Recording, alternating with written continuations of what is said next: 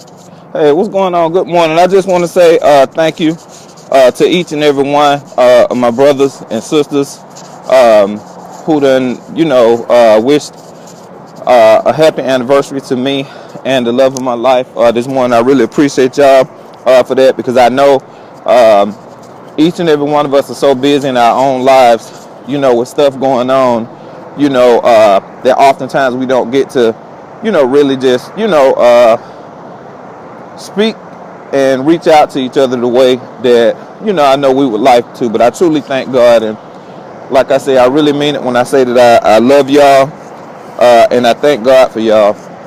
And I just wanted to share this morning. I'm here at my lot. I'm getting ready to sign my paperwork, um, my LLC paperwork for my trucking business, and I'm just thanking God today because before 5 years ago, everybody who knows me know that I almost thought that my life was over. You know, the people who close to me know that I attempted to, or I was getting ready to commit suicide on my 30th birthday. I turned 30, and I knew that that day I was not going to hurt my family, the way that I had been hurting them. I just felt that I was letting everybody down. I felt I was letting God down. But when God intervened and He sent someone to my house to pick me up who didn't even know me, and to make a long story short, that was God showing me, that He still loved me despite everything that I had done. And I didn't feel that I would be able to ever bounce back. Y'all, I had multiple DUIs. Lord have mercy. I got one of my best friends,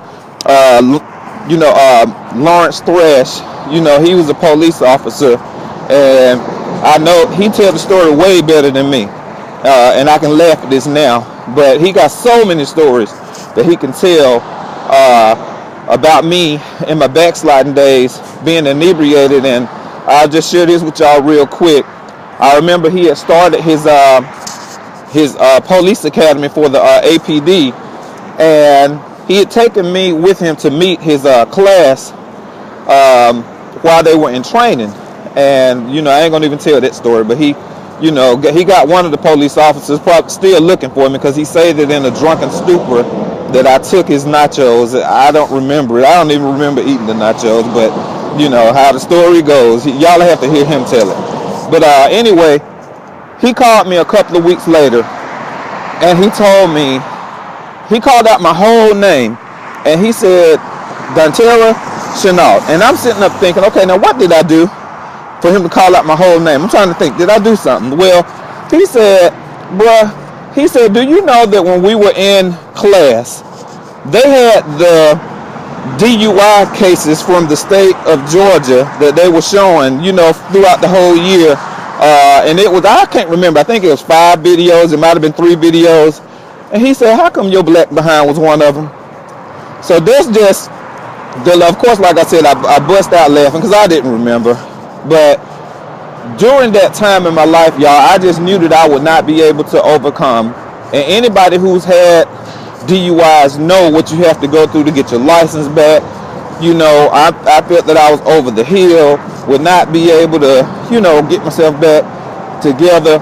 But that's where the power of God comes in. And I don't want to, get all preachy, but you can't help but to, when you see what God has done in your life. And, my sisters, my family, all of my friends that stayed in my corner, and then it set the stage for me to meet the love of my life, my beautiful wife. And just like I shared, y'all, the first 2 years that we got together, y'all, I'm telling you, we did not have hardly, I mean, y'all, I think we really didn't hardly have anything. I mean, God blessed us, tremendously. But I thank God that through that, she still trusted God with me and me. I can remember going to court, and it got down to the place where when they was taking money out my check, I think I was clearing $228 a week or something like that. Y'all, I had made that little money, I mean, goodness gracious.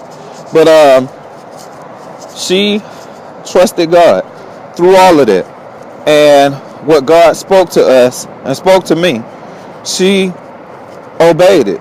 And now, like I said, where God has us and where he's taking us, I truly thank God for that. And I'm not saying that to brag about, what we got or getting ready to get. I'm bragging about what God will do for any and every one of us. And, I just want to, like I said, say thank you to each and every one of you and let you know that God will do it for all of us.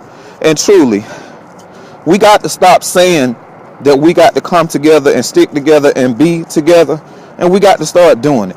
Y'all, that's why oftentimes, I know it's many people who I send messages to on Facebook, and I don't do stuff for show. So I send private messages, just when the Holy Spirit put it on my spirit to give a word of encouragement, because I know how it is, when, you never know what people are going through, So, but like I said, I just want to truly thank God for each and every one of you this morning. Tredon, I always got love for you, my brother.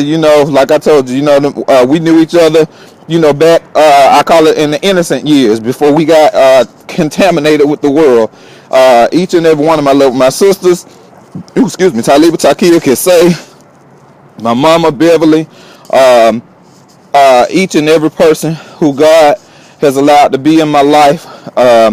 Like I said, there's so many names, like I said, I couldn't even begin to start trying to say, but I just thank God for each and every one of you. Well, like I say, y'all be blessed and stay encouraged, and I love y'all to life in Jesus' mighty name.